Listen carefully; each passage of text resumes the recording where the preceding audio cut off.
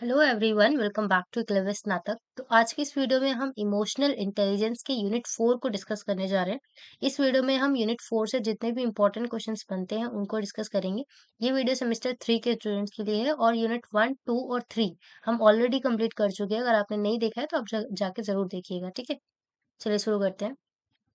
उससे पहले मैं आपको एक छोटी-सी इन्फॉर्मेशन दे दूँ, आपको हमारे टेलीग्राम ग्रुप को ज़रूर जॉइन करना है, जो कि एक क्लेवर स्नातक 1 जहाँ पे आपको सभी पीडीएफ प्रोवाइड कराई जाती है, साथ ही साथ सभी इन्फॉर्मेशन प्रोवाइड कराई जाती है, ठीक है? और इस सब्जेक्ट की अगर हम सिलेबस की बात करें, तो इस सब्जेक्ट में आपको 4 यूनिट्स देखने को मिल सकते हैं, ठीक है? और इस वीडियो में हम यूनिट 4 को डिस्कस करेंगे, जिसका नाम है भावनात्मक बुद्धिमत्ता, माप और विकास। ओके? तो इस यूनिट से सबसे पहला क्वेश्चन देखिए, अभी तक हमने जितने भी यूनिट देखे 1, 2 और 3 उसमें क्या था, सभी चीज़ों के इमोशनल इंटेलिजेंस से व्यक्तिगत हो गया या समाज से रिलेटेड हो गया या इमोशनल इंटेलिजेंस होता क्या है, बेसिकली इन चीज़ों पे डिस्कस किया हमने, ठीक है? तो अब हम देखेंगे कि इमोशनल इंटेलिजेंस जो है, जिसको हम ईक्यू भी बोलते हैं, उसको बेसिकली मापने का क्या तरीका होता है? हम कैसे माप सकते हैं किसी पर्टिकुलर इंडिविजुअल के अंदर उसका ईक्यू क्या है, ठीक है? तो उसके लिए हमें पहला क्वेश्चन पूछा गया है इस सब्जेक्ट में कि ईक्यू के मापन के लिए सबसे लोकप्रिय उपाय कौन-सा होता है? तो देखिए यूकी ईक्यू के मापन के लिए ना सबसे लोकप्रिय उपाय जो होता है ना, गोलमैन का भावनात्मक बुद्धिमत्ता स्केल, जिसको हम ईक्यूआई भी कहते हैं, है, ठीक है? इसका ही सबसे ज़्यादा उपयोग होता है। यह एक आत्म मूल्यांकन उपाय है जो लोगों की ईक्यू के 5 घटकों, जो कि हम पहले भी डिस्कस कर चुके हैं कि ईक्यू के 5 घटक कौन से होते हैं? आत्म जागरूकता, आत्म नियमन, प्रेरणा और सामाजिक कौशल, ठीक है? और संबंध प्रबंधन, ठीक है? इन सभी पाँचों मूल्यों का ना टेस्ट होता है इसमें, ठीक है? तो ईक्यू को बेसिकली 1998 में डैनियल गोलमेन द्वारा विकसित किया गया था। यह जो है एक लोकप्रिय उपाय है, क्योंकि ये बहुत ही सरल है और लागत भी बहुत मतलब ठीक-ठाक है इसका, ठीक है? और व्यापक भी है ये।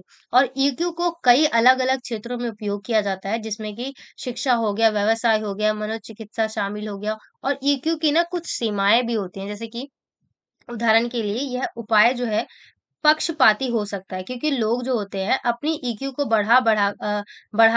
बढ़ा-चढ़ाकर बताने के लिए प्रेरित हो सकते हैं। कोई जो है अपने ईक्यू को टेस्ट करते समय हो सकता है झूठ भी बोल सकते हैं, पक्षपाती भी हो सकता है, अपनी बातों को बढ़ाकर भी बता सकते हैं, ठीक है? इसके अतिरिक्त जो ईक्यू प्रदर्शन है आधारित उपायों की तुलना में कम विश्वसनीय भी हो सकता है, ठीक है? हालाँकि जो ईक्यूआई है, अभी भी ईक्यू का एक विश्वसनीय और उपयोगी उपाय है। यह जो है लोगों को अपनी ईक्यू का आकलन करने और उसको विकसित करने के लिए रणनीतियाँ विकसित करने में हेल्प करता है, ठीक है? कि किस तरीके से आप अपने ईक्यू को डेवलप कर सकते हैं, ठीक है? सो कैल्विन का भावनात्मक बुद्धिमत्ता स्केल, ये भी एक दूसरा तरीका है। यह एक प्रदर्शन आधारित उपाय है, जो लोगों की भावनाओं को पहचानने और समझने और उनको प्रतिबंधित करने की क्षमता को मापता है, कि कैसे कोई पर्टिकुलर इंडिविजुअल जो है लोगों की भावनाओं को समझता है, पहचानता है या उसको कैसे प्रबंधित करता है। ठीक है? सो रिचर्डसन का भावनात्मक बुद्धिमत्ता स्केल, ये अगेन ये एक अलग उपाय है, ठीक है? इसको हम ईसीआई बोलते हैं। यह एक आत्म मूल्यांकन उपाय है जो लोगों की ईक्यू के 4 घटकों को मापता है। ये सभी तरीके डिफरेंट डिफरेंट है। डिफरेंट डिफरेंट एस्पेक्ट्स पे अ अ, डिपेंड करते हैं, ठीक है? तो ईसीआई क्या है कि आत्म जागरूकता, आत्म नियमन, सामाजिक जागरूकता और सामाजिक संबंध इनकी माप करता है, ठीक है? और इन इन उपायों में से प्रत्येक के अपने फायदे होते हैं और अपने नुकसान होते हैं, ठीक है? तो किसी विशेष उपाय का चयन करते समय व्यक्तिगत आवश्यकताओं और उद्देश्यों पर विचार करना जो है अति आवश्यक होता है, ठीक है? तो ये कुछ तरीके थे जिससे हम ईक्यू का टेस्ट कर सकते हैं, ठीक है? तो आप स्क्रीन पॉज़ करके लाइन बाय लाइन ज़रूर पढ़िएगा। नेक्स्ट क्वेश्चन आपसे पूछा जा सकता है कि यहाँ कुछ विशिष्ट रणनीतियाँ दी गई हैं, जो कि ईक्यू से रिलेटेड है। जो हमने प्रीवियस क्वेश्चन डिस्कस किया, उसी से रिलेटेड ये नेक्स्ट क्वेश्चन है, वहीं से आगे कंटिन्यू है, ठीक है? इसमें क्या है कि ऐसी कौन-सी रणनीतियाँ हैं, जो विशिष्ट तरीके से अपनाई जा सकती हैं ईक्यू को टेस्ट करने के लिए, ठीक है? तो ईक्यू को विकास और वृद्धि में मदद कर सकती है, अपनी भावनाओं के बारे में जागरूक रहना, ठीक है? और अपनी भावनाओं को पहचानना, उनका अर्थ समझना, ठीक है? कि आप अगर कोई भावना आई है, तो वो क्यों आई है, ठीक है? और दूसरों की भावनाओं को समझें और उन्हें सहानुभूति भी दें, उनके प्रति सहानुभूति भी रखें, ठीक है? और दूसरों की भावनाओं को पहचानने और समझने के लिए समय निकालें, दूसरों के साथ प्रभावी ढंग से संवाद करें, ठीक है? और अपने संबंधों में समस्याओं को हल करने के लिए स्वस्थ तरीके सीखें कि कैसे अगर किसी रिलेशन में कोई समस्याएँ हैं, प्रॉब्लम है, तो उसको कैसे सॉल्व किया जा सकता है इन अ हेल्दी वे, ठीक है? सो ये सारी रणनीतियाँ जो है अगर आप नियमित अभ्यास करते हैं तो ये आपको मददगार हो सकती हैं, ठीक है? और अपने ईक्यू को विकसित कर सकते हैं आप जिससे विकसित करने के लिए और बढ़ाने के लिए इन रणनीतियों का जो है अपने दैनिक जीवन में आप शामिल कर सकते हैं जिससे आपको बहुत ज़्यादा हेल्प होगी, ठीक है? तो नेक्स्ट क्वेश्चन में आपसे पूछा गया है ईक्यू के मापन में मौजूद सीमाएँ क्या है? उसके बारे में आपको बताना है, ठीक है? तो ईक्यू को मापन किया जाता है, वो कैसे किया जा सकता है, कौन सी तकनीक से उसको हमने डिस्कस कर लिया। परंतु इसमें क्या सीमाएँ हैं अब हमें उसको डिस्कस करना है, ठीक है? तो ईक्यू के मापन में मौजूद सीमाएँ निम्नलिखित हो सकती हैं। पहला हम पक्षपात जिसको हम पहले थोड़ी देर पहले भी डिस्कस कर रहे थे, ठीक है? ईक्यू के मापन के लिए उपयोग किए जाने वाले कई उपाय जो है पक्षपाती हो सकते हैं। उदाहरण के लिए आत्म मूल्यांकन उपाय अक्सर लोगों को अपनी ईक्यू को बढ़ा-चढ़ाकर बताने के लिए प्रेरित करती है। इसको ना आप एक चीज़ से भी समझ सकते हैं कि आपके आई होप कि आपके स्कूल्स में ना एक टेस्ट हुआ करता था, जिसमें ना एमसीक्यू पूछे जाते थे और फॉर करियर डेवलपमेंट कह सकते हैं आप। उसमें ना आपके इमोशंस के बारे में, आप किसी चीज़ में लेकर या किसी व्यक्ति को देखते हैं, उसमें ऐसे क्वेश्चन पूछे जाते थे ना जो आपसे रिलेटेड होते थे और आपको उनके आंसर्स देने होते थे, ठीक है? तो वो भी एक तरीके का आई आईक्यू टेस्ट ही हुआ करता था, ठीक है? अनिश्चितता, इसमें क्या होता है कि ईक्यू के मापन के लिए उपयोग किए जाने वाले जितने उपाय हैं, वो सटीकता और विश्वसनीय अनिश्चित हो सकती हैं, ठीक है? उदाहरण के लिए अगर हम बात करें प्रदर्शन आधारित उपाय, ठीक है? उसको लागू करना और उसकी व्याख्या करना, ठीक है? और दूसरा हमारा पॉइंट हो सकता है एकरूपता, इसमें क्या होता है कि ईक्यू एक जटिल अवधारणा होती है और ये संभव है कि कोई भी एक उपाय सभी पहलुओं को पूरी तरह से माप सके, ठीक है? और ईक्यू के मापन में पक्षपात को कम करने के लिए ना कुछ उपाय किए जा सकते हैं। उदाहरण के लिए आत्म मूल्यांकन उपायों में लोगों को अपनी ईक्यू का आकलन करने के लिए दूसरों के से प्रतिक्रिया प्राप्त करने के लिए प्रोत्साहित किया जा सकता है।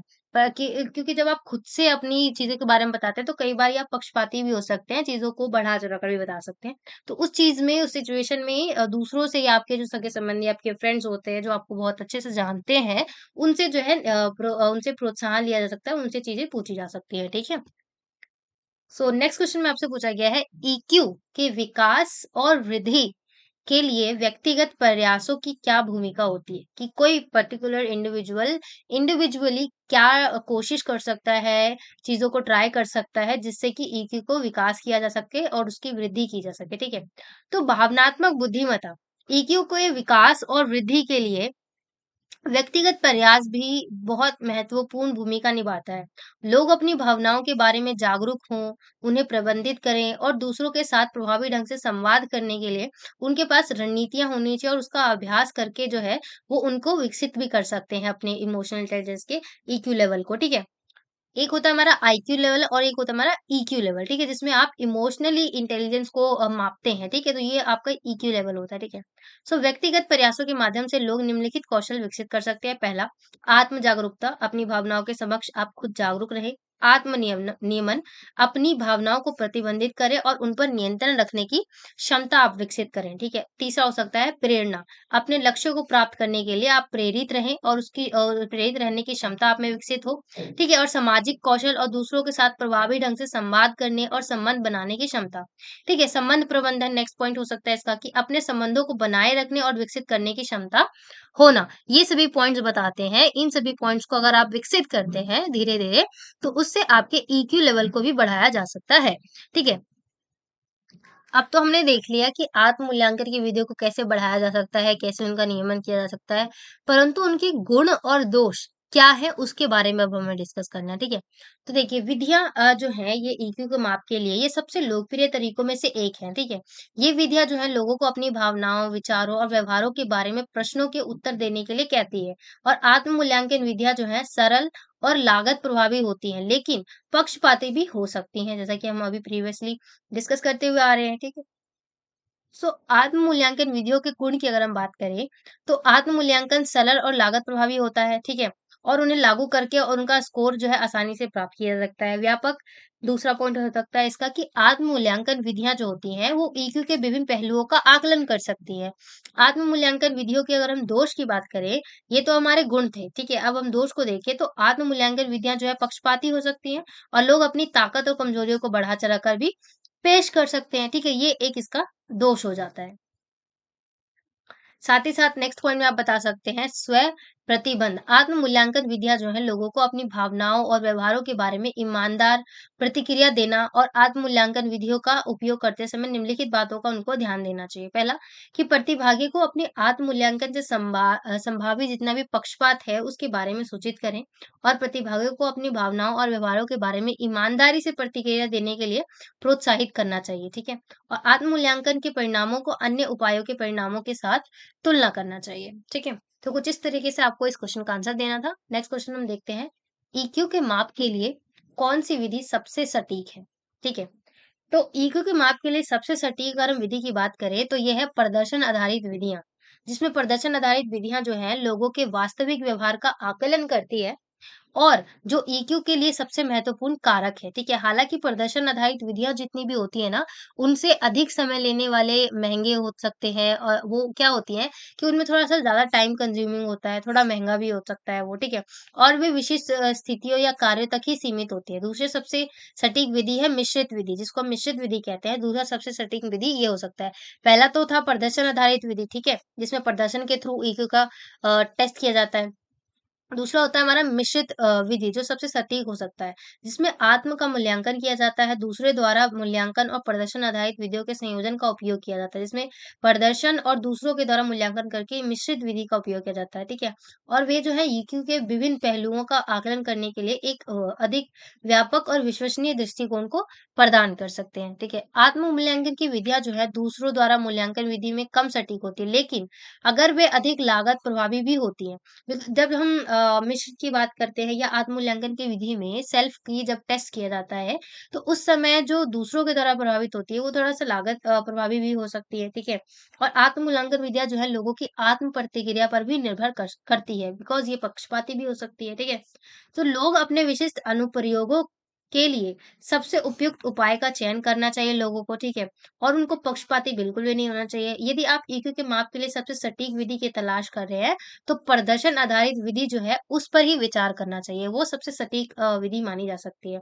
हालाँकि यदि आप एक अधिक लागत प्रभावी और लागू करने में आसान विधि की तलाश कर रहे हैं, तो अगर जिससे आपको ज़्यादा पैसे भी ना खर्च हो और वो लाइक प्रभावी भी हो, तो उसमें आप आत्म मूल्यांकन की विधि कर सकते हैं, जिसमें आप दूसरों द्वारा मूल्यांकन विधियों का भी विचार करना चाहिए। ये विचार भी हो सकते हैं, ठीक है? ये विधियाँ भी उपयोग करी जा सकती हैं।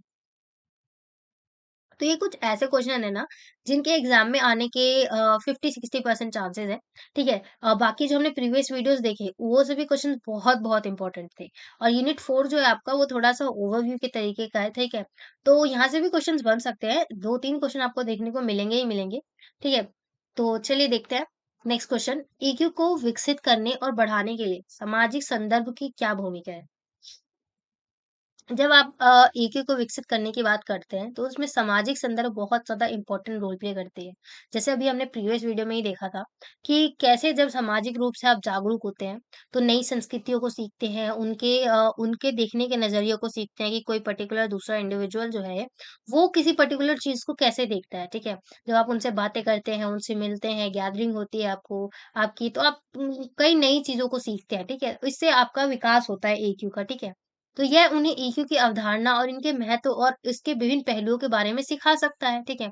और ईक्यू जो है कौशल का विकास करता है, सबसे पहली बात तो। सामाजिक संदर्भ में लोगों को ईक्यू के कौशल में अभ्यास करने का अवसर प्रदान करता है, ठीक है?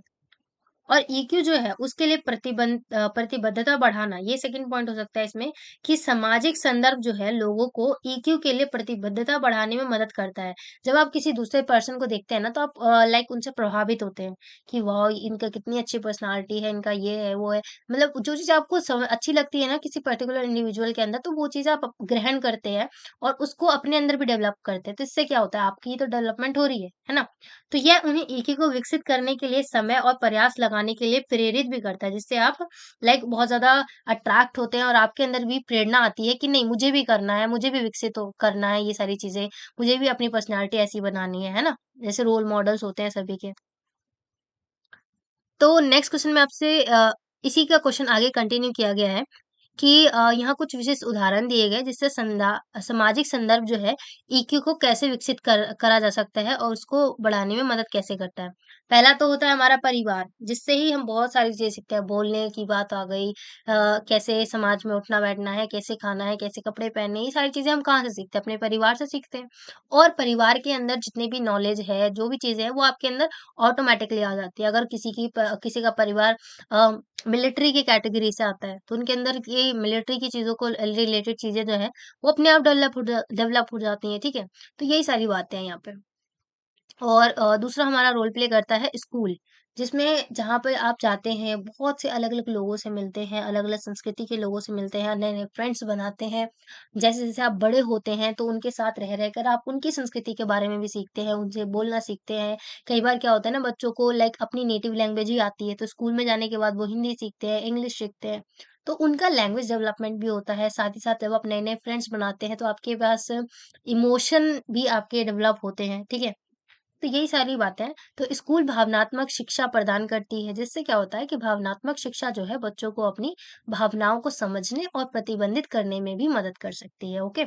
सो उदाहरण के लिए अगर हम बात करें तो स्कूल जो होते हैं वो भावनात्मक बुद्धिमत्ता पर पाठ्यक्रम प्रदान कर सकते हैं या भावनात्मक कौशलों पर आधारित कार्यशालाएँ यानी प्रैक्टिकल चीज़ों को भी आयोजित करके स्कूल जो है बच्चों को सिखाते हैं इमोशंस के बारे में, ठीक है? तो ये कुछ पॉइंट्स हैं जो हमें बताते हैं कि सामाजिक संदर्भ जो है ईक्यू को कैसे विकसित करने में हेल्प करते हैं। ठीक है, तो यहाँ पे वीडियो कंप्लीट होती है। हमने जितने भी क्वेश्चंस देखे वो बहुत ज़्यादा इंपॉर्टेंट थे। इस सब्जेक्ट के आप चारों यूनिट देखना मत भूलना और चारों यूनिट के साथ-साथ जो हमने फर्स्ट वीडियो बनाई थी इंट्रोडक्शन वाली, उसको तो आप कंपल्सरी देखना बिकॉज़ उससे ही आपको इस सब्जेक्ट के बारे में चीज़ें क्लियर होंगी और पता चलेंगी आखिर ये सब्जेक्ट है क्या और इसमें पढ़ना क्या है, ठीक है? तो अगर आपको ये वीडियो पसंद आई है तो do like, share and subscribe and thanks for watching.